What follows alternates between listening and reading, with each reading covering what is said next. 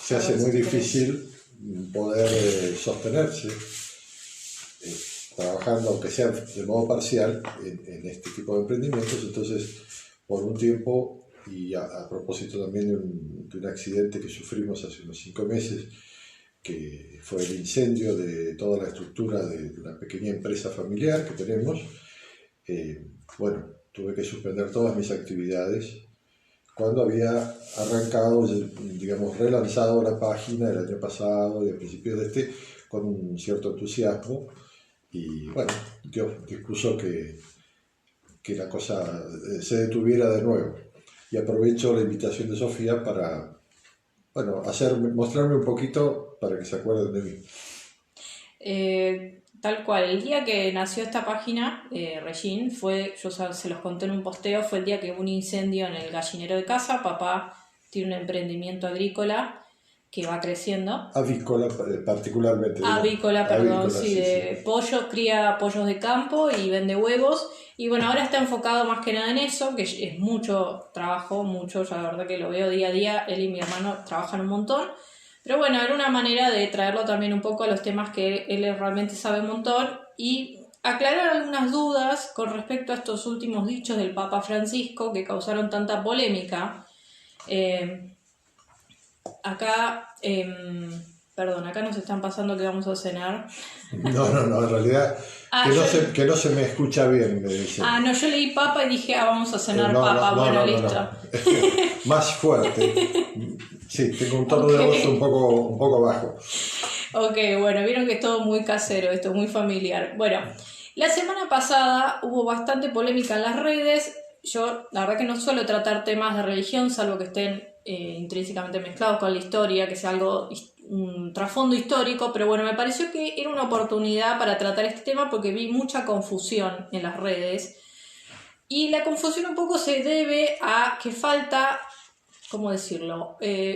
Falta más claridad de parte de las autoridades, que es un poco lo que mi papá Marcelo va a hablar. ¿Qué fue lo que dijo el Papa Francisco? Bueno, la semana pasada se estrenó un documental de un director ruso, Evgeny Afinevsky, en el cual el Papa Francisco, en un momento, el documental se llama Francesco, en un momento el Papa dice: las personas homosexuales tienen derecho a estar en una familia, son hijos de Dios, tienen derecho a una familia. No se puede echar de una familia a nadie ni hacerle la vida imposible por eso. Lo que tenemos que hacer es una ley de convivencia civil, tienen derecho a estar cubiertos legalmente.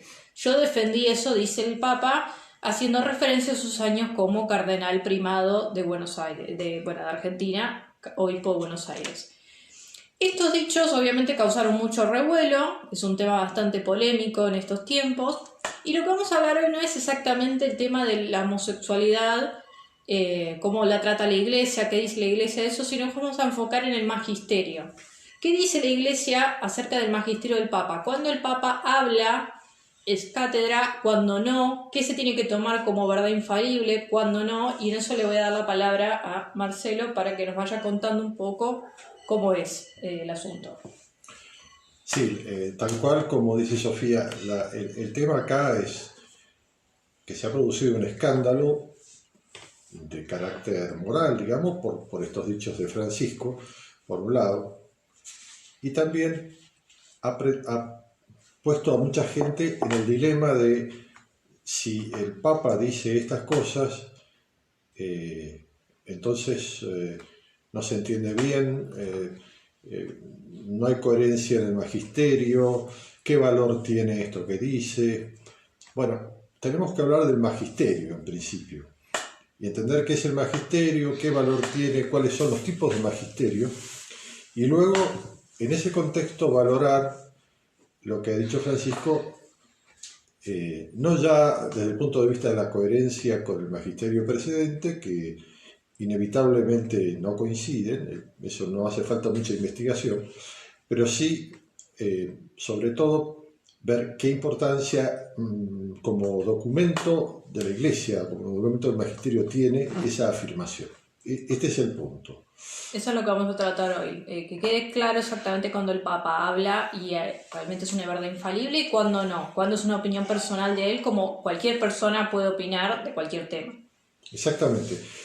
Por lo pronto, vamos a recordar que Benedicto XVI, Juan Pablo II, que han sido los papas que han hablado de este tema de las uniones civiles, porque no es un tema que se haya planteado en la sociedad previamente, las han condenado. Benedicto XVI en 2006 dice: es un error oscurecer el valor de la familia fundada en el matrimonio, un reconocimiento jurídico impropio del cual no hay en realidad una efectiva exigencia social. En términos parecidos se pronunció varias veces el cardenal Ratzinger, en este caso ya como papa, y suscribiendo documentos del Papa Juan Pablo II. O sea que claramente los que han hablado de este tema lo han considerado de modo condenatorio. No ya el matrimonio, supuesto matrimonio que obviamente no existe, ni puede existir, sino de las uniones civiles, es decir, de un marco legal en el cual se funde algo parecido a un matrimonio, a una convivencia paramatrimonial, algo parecido a un matrimonio. Una protección legal podría ser. Sí, con derechos propios de la familia, ¿no? Claro. Que se le dé a esto un fundamento legal parecido al de una familia.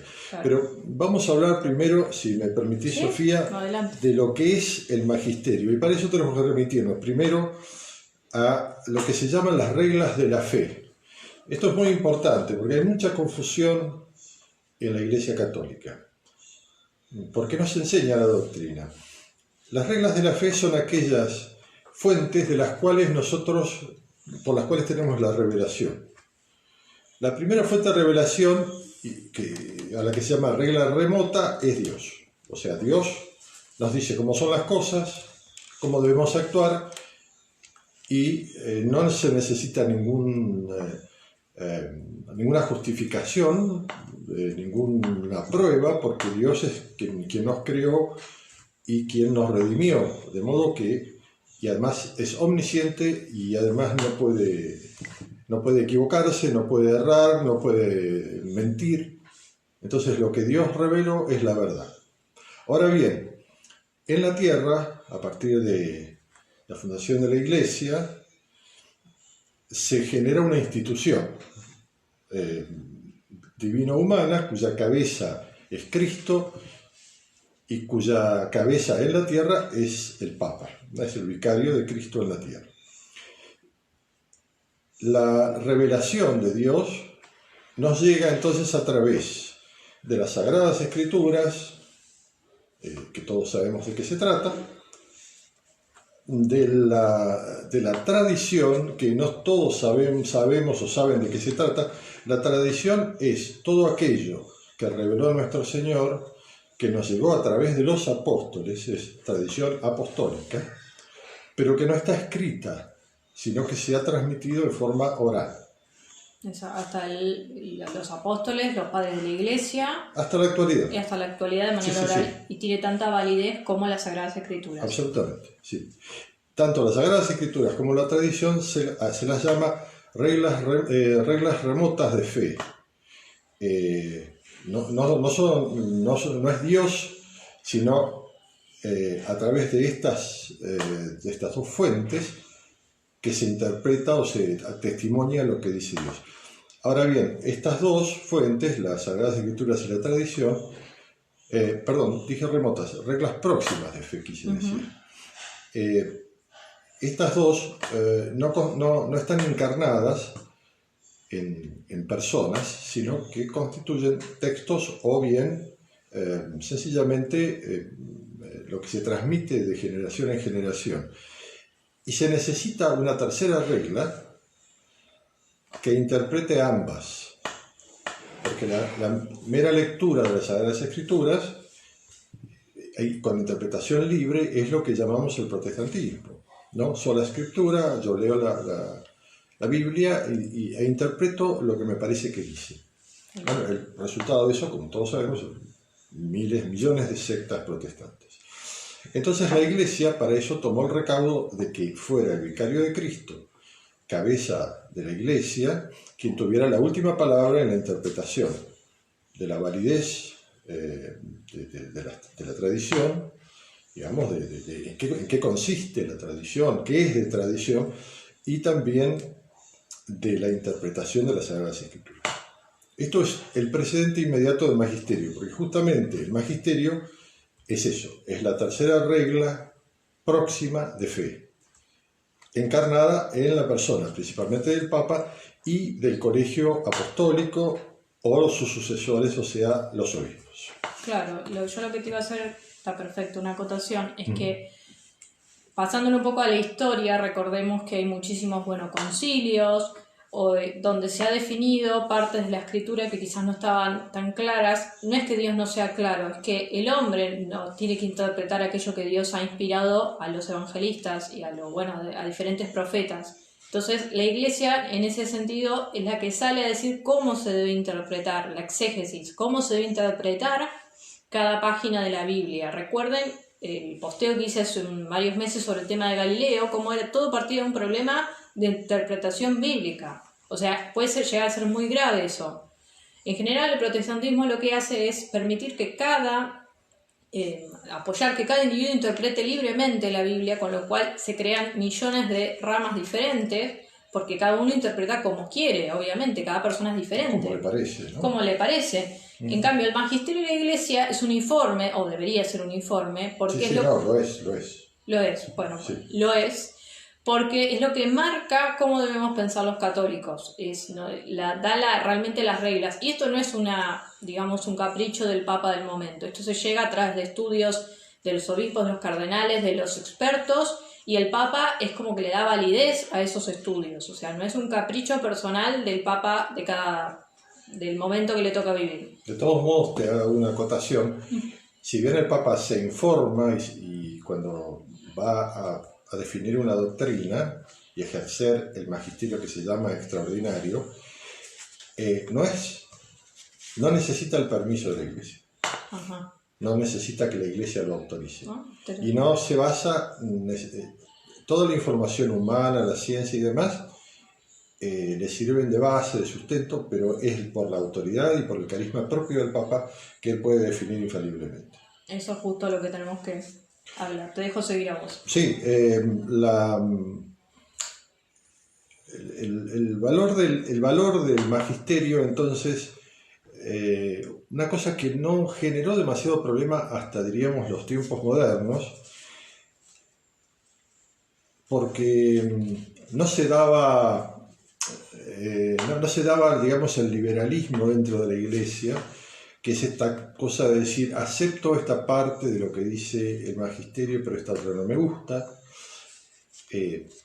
No se daba lo que en el siglo XIX se llamó relativismo o minimalismo teológico, que consiste en decir, bueno, yo creo como de fe aquello que está definido como dogma de fe. Lo demás es discutible. Claro. Yo lo he escuchado varias veces. No, me basta con lo que dice el credo. Lo demás, bueno, el credo dice, por supuesto, el fundamento de la fe. Pero no todo está explícitamente en el credo. Claro. Está implícito, sí, pero no todo está explícitamente en el credo. Y el magisterio se trata de la explicitación de la revelación, interpretándolo en el sentido coherente con la revelación. Te interrumpo un segundo. Sí, por favor. Las escrituras, la tradición y el magisterio no pueden contradecirse. Lo que te quiero decir es, los evangelios y la tradición nunca se contradicen. No, imposible, porque nacen todos de la misma fuente. De la revelación de Dios, perfecto. Entonces es importante aclarar, nunca se pueden contradecir. Claro, y además son, digamos, entidades que a lo largo de los siglos son coherentes consigo mismas.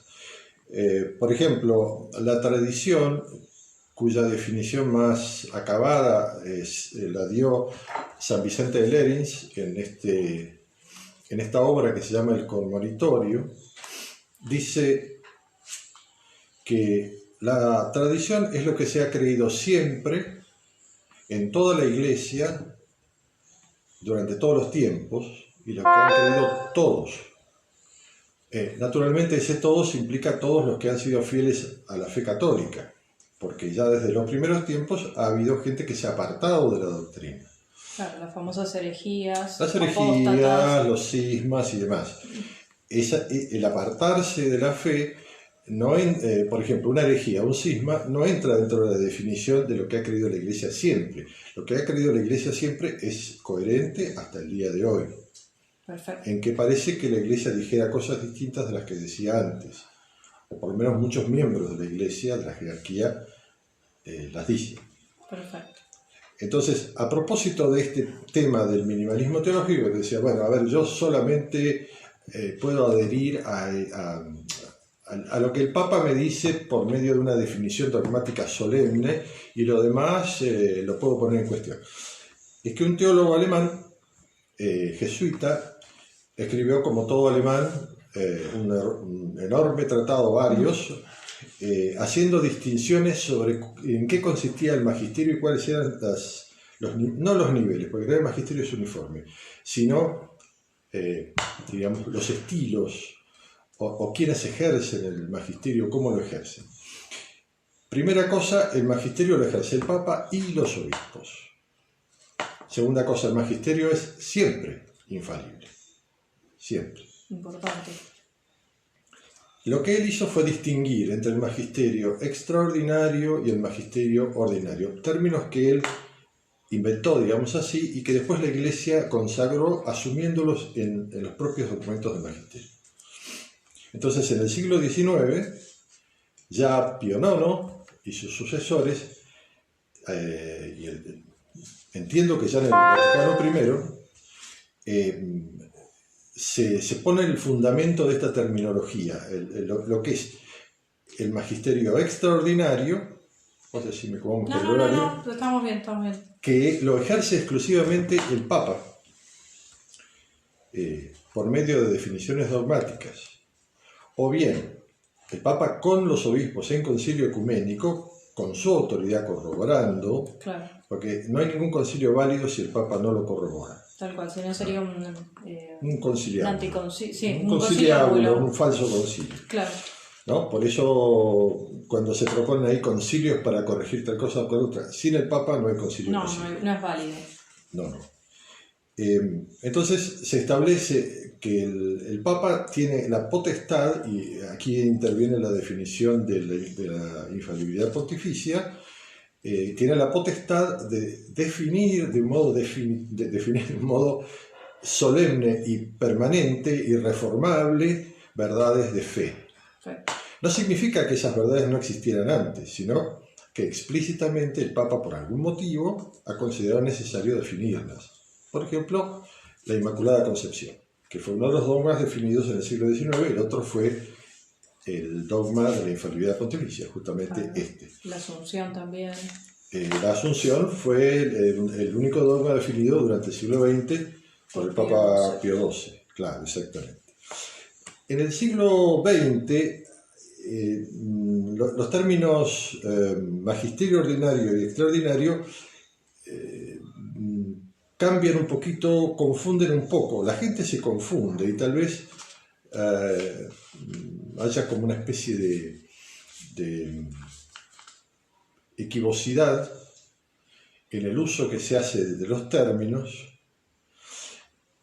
de modo que se sigue sabiendo que el Papa es el sujeto del magisterio extraordinario y también del ordinario, que los obispos y el Papa son los sujetos del magisterio ordinario, y cuando están en el concilio del extraordinario también, si lo desean, o si se da el caso,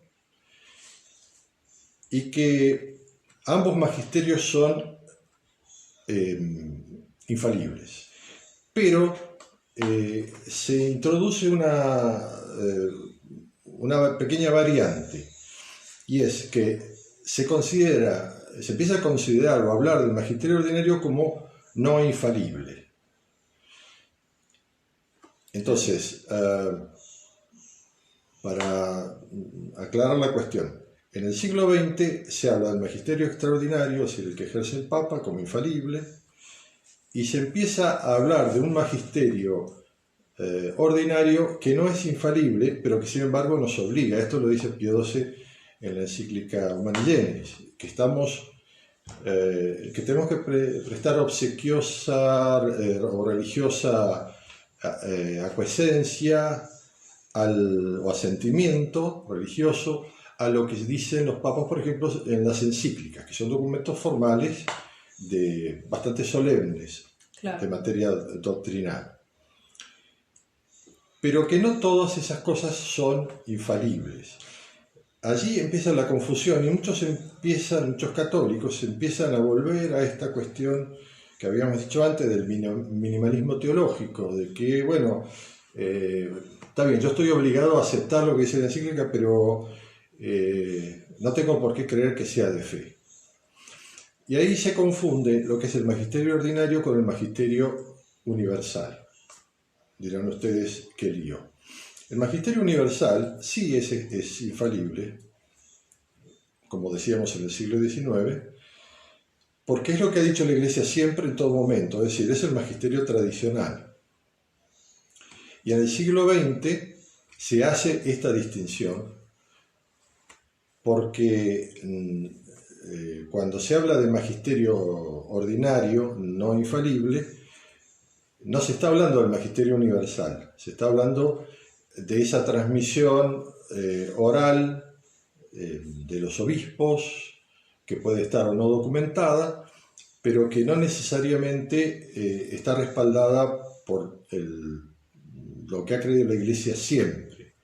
¿Podrías dar un ejemplo de eso? Sí, podría ser, por ejemplo, alguna opinión magisterial sobre distintos temas.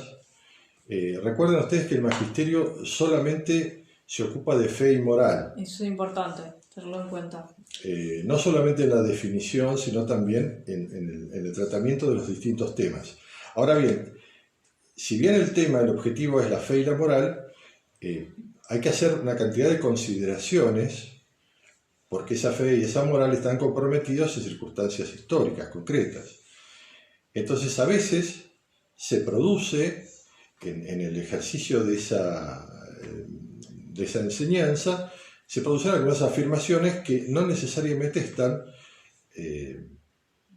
avaladas por la infalibilidad. Ni hablemos de lo que es el gobierno de la Iglesia, que en absoluto está avalado por la infalibilidad. Digamos, los papas, como gobernantes, incluso como vicarios de Cristo, muchas veces se han equivocado,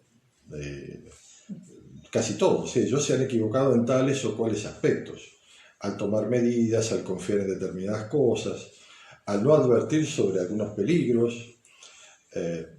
Pongamos un ejemplo, San Pío X inicia una durísima persecución, y válida y legítima, a los herejes modernistas.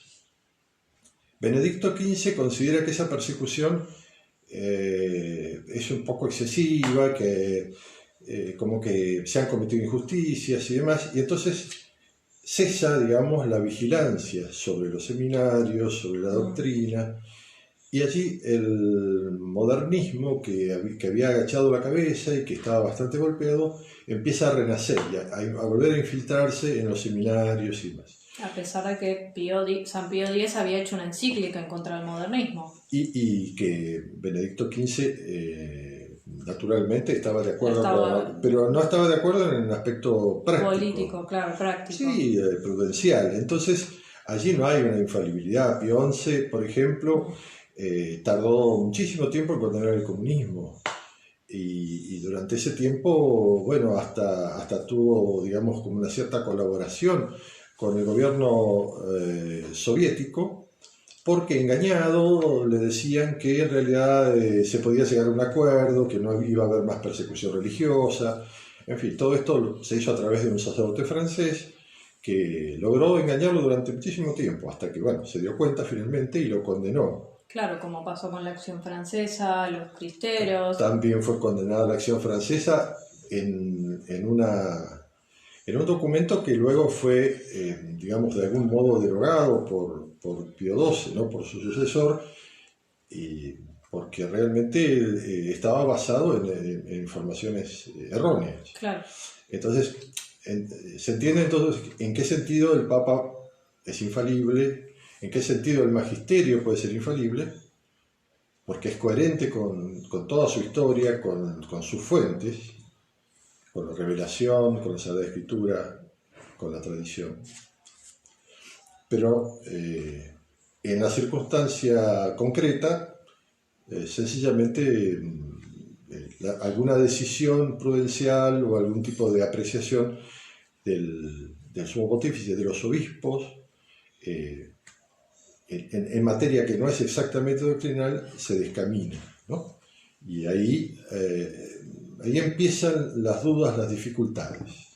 ¿Nos podrías explicar un minutito cómo es el tema del el magisterio de los obispos dentro de su propia diócesis? ¿Cómo cambió cuando se crean las conferencias episcopales a partir del siglo pasado? ¿Cómo se complica un poco lo que los obispos dicen en relación al Papa, en su propia diócesis?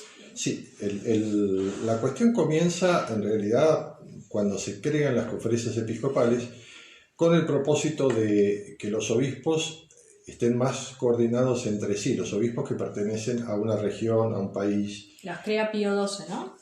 Yo creo que Pío XI, pero por ahí anda. Por ahí andan, uno antes, poco después, poco antes. Claro, entonces los obispos que son absolutamente soberanos en sus diócesis y solamente tienen que dar cuenta al Papa, empiezan a reunirse y a trabajar de un modo más colegiado. La idea es facilitar el trabajo apostólico. A partir del Vaticano II, cuando se introduce la colegialidad, a eso se lo transforma en una especie de cepo por el cual quienes manejan la conferencia episcopal, sus autoridades, ejercen sobre cada obispo un poder ilegítimo. Le impiden decir lo que él considera que debe decir, porque todo debe sujetarse a la opinión de la mayoría. Del colegio episcopal. Del colegio episcopal. Exactamente, sí. El colegio episcopal. Entonces, ese es uno de los, diríamos, de los errores doctrinales que surge ni más ni menos que de un concilio. Y acá tropezamos con esta dificultad. Digamos, el órgano más plenario, digamos, el órgano plenario del magisterio infalible es el Papa con los obispos, reunidos en concilio. Y allí se define la doctrina, los dogmas, siempre con la aprobación del Papa. Sin el Papa no hay ningún concilio válido. Exactamente. Ahora, el Vaticano II, que es el primer concilio que se aparta de la finalidad de definir doctrina y dice pastoral, introduce modificaciones que no son propias del magisterio tradicional. Y además, voy a decir dos porque tienen que ver con la idea de magisterio. Dice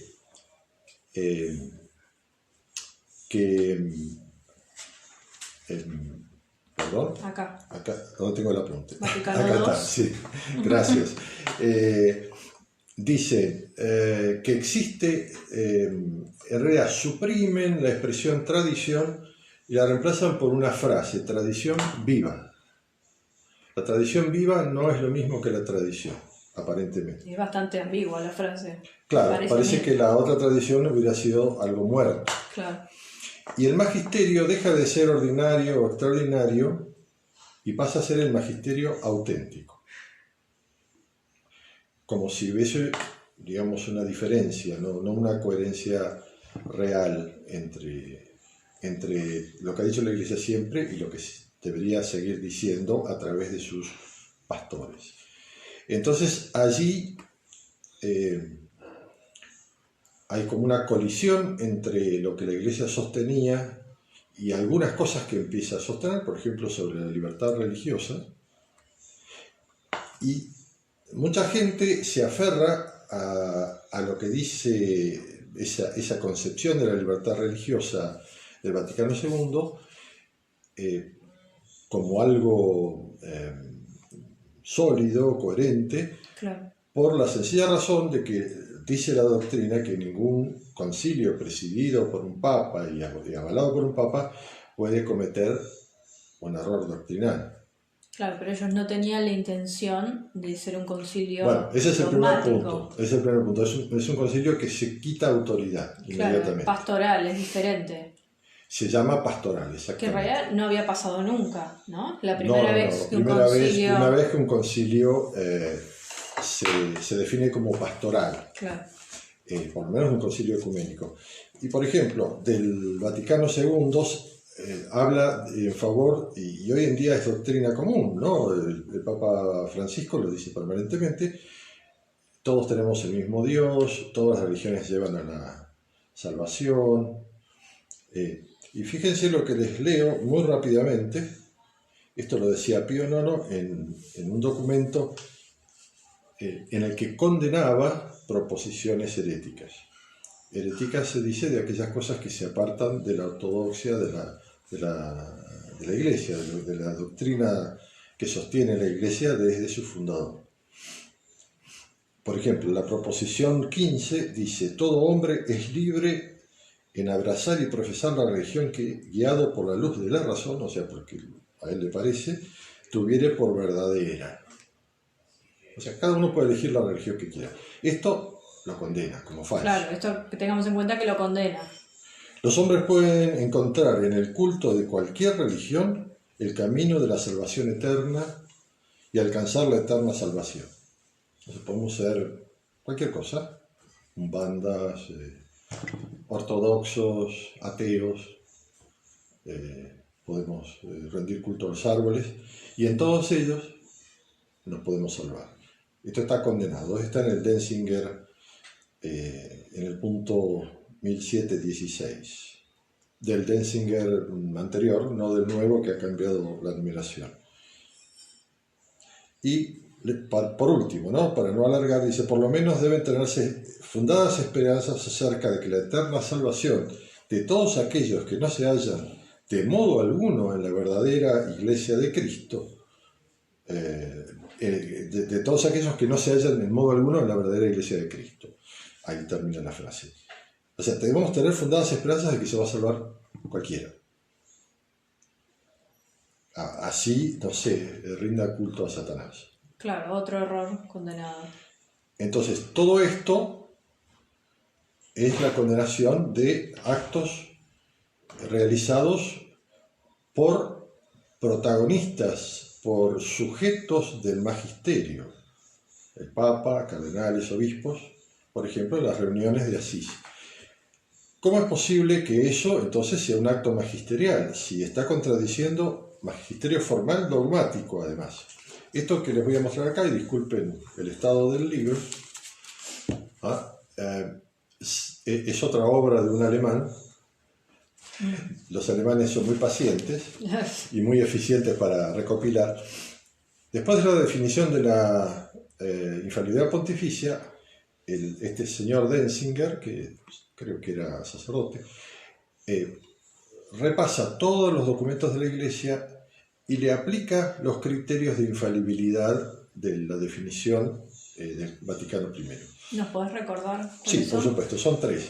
El Papa debe hablar como pastor y doctor supremo de la Iglesia, diciendo expresamente, ¿no? Yo como pastor y doctor, como supremo, como vicario de Cristo, con intención de defino, y a veces se utilizan varias palabras, defino de un modo irreformable, permanente, incambiable, bueno. Claro, hay una fórmula. Hay varias fórmulas, pero más o menos son la repetición para que quede clarísimo que eso no puede ser de otra manera. Claro, con autoridad. Con autoridad universal, sobre temas exclusivamente de fe o moral. No puede definir, por ejemplo, sobre un tema científico, un tema deportivo, un tema estético. Claro, ¿no? puede definir sobre la moral de ese tema. Temas relacionados a la fe y la moral. Claro. Esos son los temas del magisterio. El magisterio no puede hablar de ninguna otra cosa más que de fe y moral. Perfecto. Con autoridad magisterial. Exacto. Puede haber papas cultísimos, Pío XII, por ejemplo, conocía muchísimo de ciencia, y podía hablar con gran autoridad, siendo papa, de temas científicos, pero eso no era parte de su magisterio, claro. infalible, simplemente él hacía uso de conocimientos que tenía. Puede haber un papa que no sepa absolutamente nada de ciencia y sus juicios morales o sus juicios doctrinales sean perfectamente ortodoxos, porque esos son el tema propio del magisterio, son los temas. Siempre es mejor que el papa sepa. Por supuesto. O que esté bien asesorado. O que esté bien asesorado. Por lo menos. Pero no es necesario que el papa sea un teólogo. El papa solamente tiene que ser un hombre de fe, totalmente consagrado a Cristo y querer hacer lo que hizo Cristo y lo que ha hecho siempre la Iglesia. Y ahí sí lo asiste este carisma particular cuando ejerce el magisterio de un modo muy, muy solemne. Queda clarísimo. Y te puedo te redondeo tenemos tiempo todavía. Un caso muy interesante. Vieron que ahora otra vez aparece la cuestión de si las mujeres pueden ser diaconisas, si pueden ser sacerdotes, etc. Siguiendo todos estos desvíos o desvaríos de las sectas protestantes. El Papa Juan Pablo II, que fue firme en esta materia, en un documento dijo en una frase que parecía reunir todas las características de una definición dogmática, que el sacerdocio es exclusivamente masculino. Utilizando palabras como que define en forma irreformable, que esto no puede cambiar, y yo como pontífice, etc. Parece una definición dogmática. Se aplican los criterios de la definición dogmática del Vaticano I. Entonces, claro, era muy interesante y se le solicita al entonces prefecto de la doctrina de la fe, el cardenal Ratzinger, se le pregunta, ¿esto el Santo Padre Juan Pablo II ha querido definir esto como dogma de fe? Esta doctrina como dogma de fe, irreformable, ya no se discute más. De hecho, no tiene mucho sentido discutirla, pero bueno, una definición es tajante, terminante. Y la respuesta del cardenal Ratzinger fue no.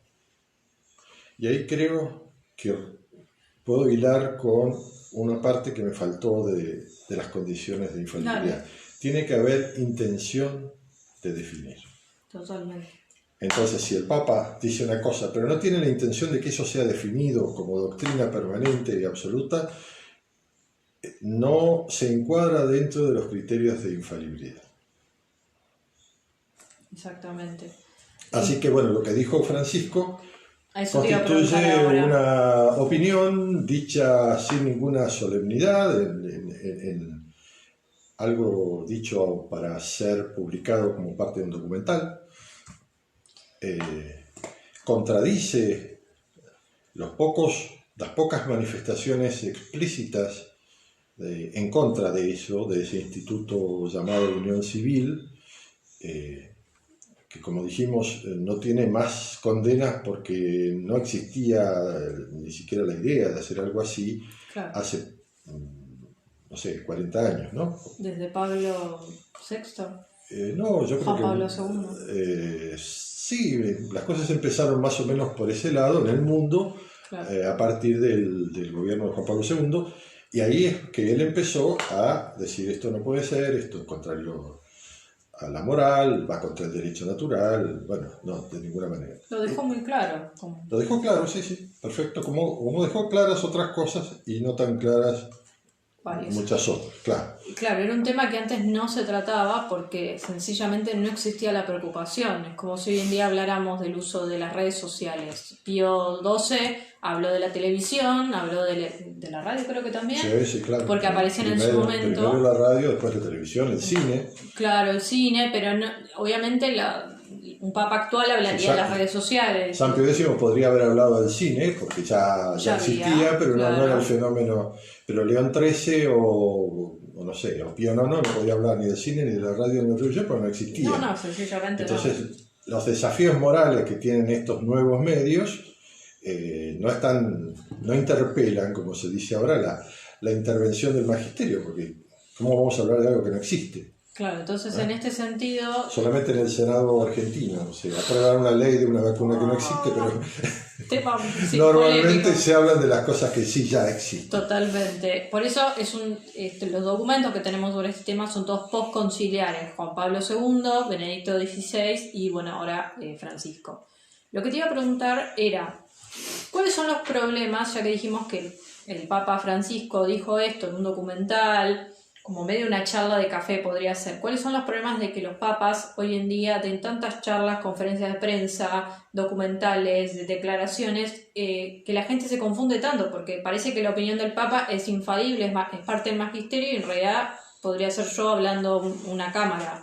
Hay un dicho español, según entiendo, que dice que las personas públicas, se refiere a los gobernantes, dice, son esclavos de sus palabras y amos de sus silencios.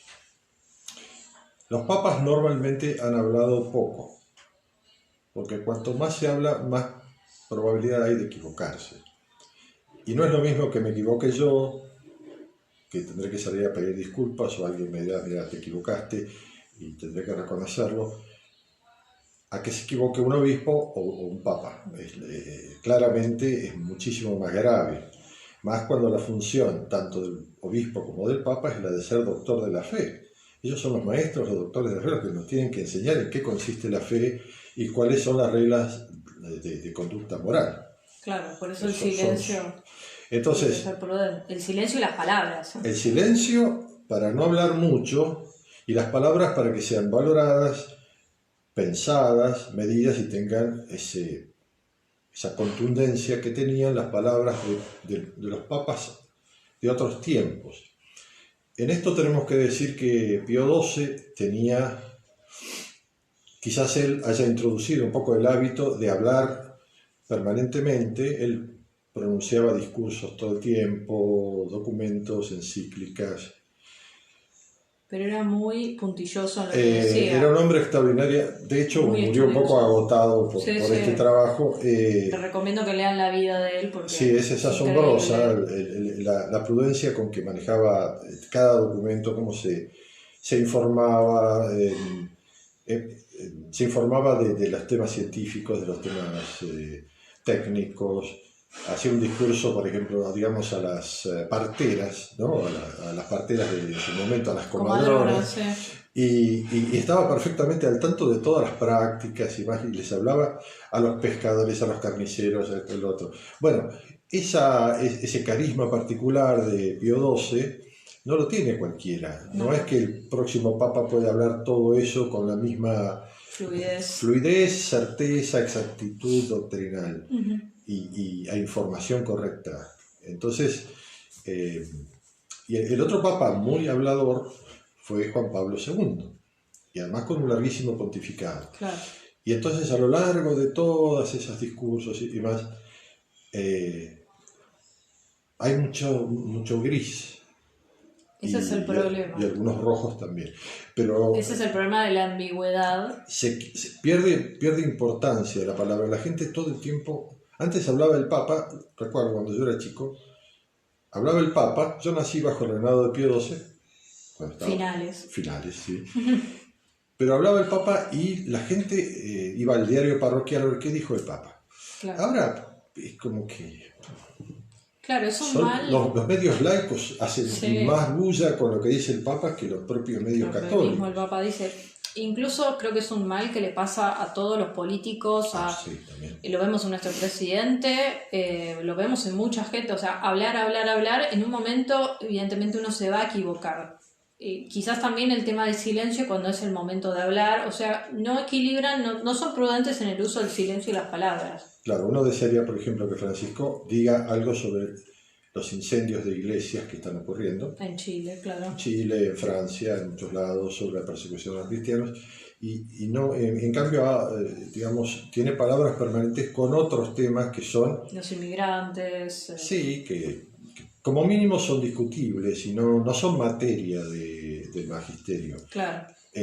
Los incendios de iglesias, digamos, no son materia propia del magisterio, específicamente, pero allí hay una persecución a la iglesia, ¿no? Y entonces, porque ha de defender la fe y a los cristianos, le corresponde naturalmente levantar la voz en nombre de la Iglesia, protestando y exigiendo que esto cese. Bueno, Totalmente. yo creo que, además te diría, y si querés redondeamos aquí, el escándalo causado por esta opinión equivocada del Papa Francisco sobre las uniones civiles es menos grave que el escándalo que debió haber causado, por ejemplo, su opinión sobre la religión mundial, esto de la unión de las religiones, la unión de las religiones. ¿La última encíclica que sacó? ¿O carta? No la leí.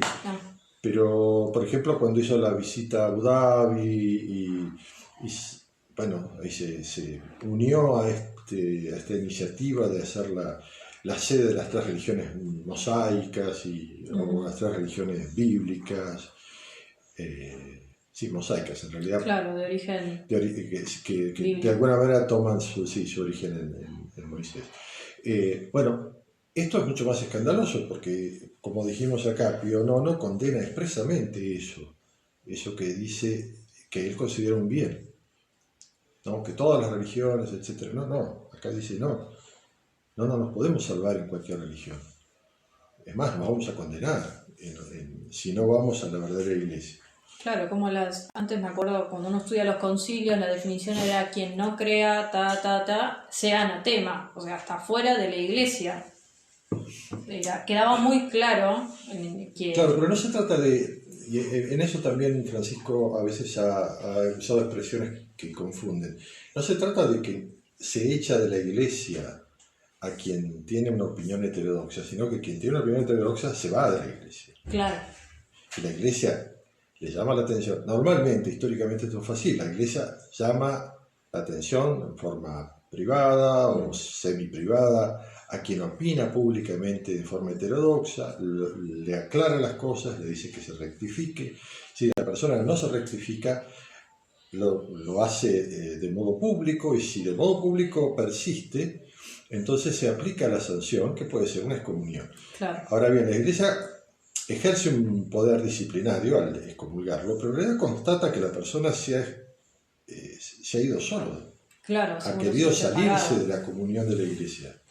Que es una comunión de fe, claro. No es meramente una comunión de relaciones canónicas, ¿no? Que yo estoy aprobado por tal y tal y tal, eso es importante también. Pero es secundario, la primera unidad es una unidad de fe. Totalmente. En los minutos que nos queda poquito tiempo, quería preguntarte, ¿qué le dirías vos a las personas que después de estas palabras realmente están pensando en hacerse sedevacantistas, por decirlo de alguna manera, que realmente están dudando del Papa, de que el Papa sea el Papa? O sea, ¿qué consejo les darías vos personalmente?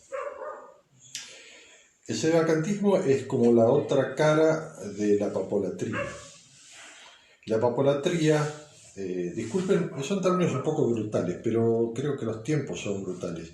La papolatría es esta idea de que el Papa es impecable, infalible, etc., y que todo lo hace bien. Entonces que no se puede equivocar nunca. Y el sedevacantismo es la desilusión de la papolatría. Es decir, si el Papa es así, y yo veo que en la práctica no resulta así, entonces no es el Papa. La posición católica en ese sentido es: el Papa tiene todos estos privilegios y puede tener todos estos defectos. Convengamos, la situación actual es extraordinaria. Claro, nunca se vio algo así. Es algo que fue profetizado, sabemos, en Apocalipsis. Podemos incluso hablar de que estamos en un tiempo parusíaco, ¿no? Pero nosotros no tenemos ni la autoridad para juzgar, y eso es muy simple, es clarísimo. ¿Quién puede juzgar no si eso es una herejía o lo que fuera, sino si quien lo dice está cometiendo herejía, si es un hereje material, formal? Eso solamente lo puede juzgar la Iglesia. Nos podrá parecer obvio, etcétera, tal o cual cosa, pero es asumir nosotros un una carga que no nos corresponde y que además para la cual no estamos capacitados, porque no nos pertenece a nosotros. Totalmente. Entonces, el único... yo creo que el resultado único posible de esto es la desesperanza. Porque... Y además hay una cosa más, y creo que es muy importante, es como creer que Dios ha perdido el manejo de la iglesia, que se le descontroló y ya no sabe qué hacer con la iglesia. Claro. ¿No? Como si, digamos, un gobernante, sin hacer alusiones, de pronto se le levanta todo y qué sé yo, y no sabe ya, ¿cómo hago? Dios está perplejo y no sabe qué hacer con la iglesia. Claro. Dios tiene perfectamente el manejo de las cosas, las permite por nuestros pecados, por su providencia, porque así estaba previsto. Pero mañana Dios, con el aliento de su boca, destruye a los malvados. Sí, cambia un día para el otro las cosas. Es Dios. No ha perdido el manejo. Nosotros tenemos que confiarnos en la providencia divina y luego adaptarnos a las circunstancias, que significa sencillamente seguir creyendo lo que la Iglesia siempre ha creído, buscar la fe, buscar los sacramentos allí donde los sacramentos son provistos, con sacerdotes de fe, con los ritos de siempre, vivir la vida cristiana, confiar en Dios, sacrificarnos, rezar por las almas del purgatorio, por las almas de los pecadores, por nosotros mismos, y esperar lo que Dios tiene que decir sobre la situación de la Iglesia y del mundo, que son extremos. Claro, en la facultad decíamos, Dios es el Señor de la historia. Claro. Es así, Él es el que dice la última palabra, así que creo que el mensaje de este vivo tiene que ser ese, lo que dijo Marcelo. Y no perder la fe y no perder la esperanza, no caer en extremos. Y bueno, ya nos quedan 3 minutos, así que voy a ir cerrando. Tenía más preguntas, pero bueno, capaz que da para otro vivo más adelante. Con mucho gusto. Obviamente, gracias por tomarte el tiempo, estudió un montón, lo vi. Un gusto y un honor. Bueno, eso significa que si uno tiene que estudiar mucho es porque no sabe o no se acuerda. O refrescar, no sabemos. Sí. Pero bueno, siempre se aprenden cosas cuando uno trata de exponerlas, ¿no? Claro, tal cual. La mejor manera de aprender es enseñar. Ahí es cuando realmente tenés que saber los temas. O dar examen, ¿no? O dar examen, tal cual. Esto es como un examen. Es más o menos como es como volver a la época de la facultad. ¿Cuáles son tus redes, papá? Hoy en día, ¿por dónde? Sí, tengo una cuenta de Twitter. Está el sitio Panorama Católico Internacional. El dominio es panoramacatólico.info. Perfecto. Hay un Panorama Católico Internacional que es una revista panameña. Que siempre nos hemos reído mutuamente de la coincidencia, panoramacatólico.info. Y estás más en Twitter igual hoy en día, ¿no? Sí, estoy poco en todo, pero un poquito más en Twitter. Y bueno, hay un sitio y hay una página de Facebook que es una simple repetición de lo que se publica en el sitio, ¿no? Bien, ahí me dicen cuál es la cuenta de Twitter, Panoramix, ¿no? Sí, @Panoramix. @Panoramix. Perdón, nos queda un minuto, por eso voy a ir cortando, si no se nos corta de repente el vivo. Pero bueno, Panorama Católico .info y Panoramix sería la cuenta de Twitter. Cualquier cosa que quieran comunicarse con Marcelo, le pueden escribir por ahí. Y bueno, muchísimas gracias por haberse unido. Muchas gracias a todos los comentarios. Los fui leyendo, por eso estoy así. Pero bueno, muchísimas gracias. Y el jueves nos vemos en la página de Horacio Justo, que ahí tengo otro vivo sobre otro tema. Gracias por la paciencia de escuchar y estoy muy orgulloso de mi hija. Oh, nunca lo dice. Bueno, lo digo en público. Bien, eso vale por todas las veces anteriores. Bueno, muchas gracias a todos. Hasta luego.